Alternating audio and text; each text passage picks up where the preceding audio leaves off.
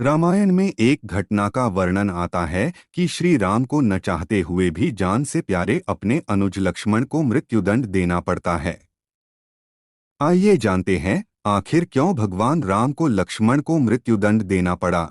ये घटना उस वक्त की है जब श्री राम लंका विजय करके अयोध्या लौट आते हैं और अयोध्या के राजा बन जाते हैं। एक दिन यम देवता कोई महत्वपूर्ण चर्चा करने श्री राम के पास आते हैं। चर्चा प्रारंभ करने से पूर्व वो भगवान राम से कहते हैं कि आप जो भी प्रतिज्ञा करते हो उसे पूर्ण करते हो।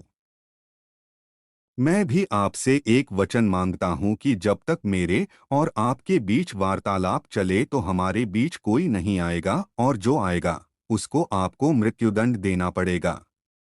भगवान राम यम को वचन दे देते हैं। राम लक्ष्मण को यह कहते हुए द्वारपाल नियुक्त कर देते हैं कि जब तक उनकी और यम की बात हो रही है वो किसी को भी अंदर न आने दे, अन्यथा उसे उन्हें मृत्युदंड देना पड़ेगा। लक्ष्मण भाई की आज्ञा मानकर द्वारपाल बनकर खड़े हो जाते हैं। लक्ष्मण को द्वारपाल बने कुछ ही समय बीतता है, वहां पर ऋषि दुर्वासा का आगमन होता है।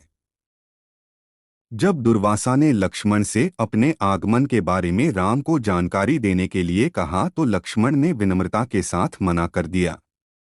इस पर दुर्वासा क्रोधित हो गए तथा उन्होंने संपूर्ण अयोध्या को श्राप देने की बात कही। लक्ष्मण समझ गए कि ये एक विकट स्थिति है जिसमें या तो उन्हें रामाज्ञा का उल्लंघन करना होगा या फिर संपूर्ण नगर को ऋषि के श्राप की अग्नि में झोंकना होगा। लक्ष्मण ने शीघ्र ही यह निश्चय कर लिया कि उनको स्वयं का बलिदान देना होगा ताकि वो नगर वासियों को ऋषि के श्राप से बचा सके। राम भगवान ने शीघ्रता से यम के साथ अपनी वार्तालाप समाप्त कर ऋषि दुर्वासा की आवभगत की, परंतु अब श्री राम दुविधा में पड़ गए क्योंकि उन्हें अपने वचन के अनुसार लक्ष्मण को मृत्यु दंड देना था।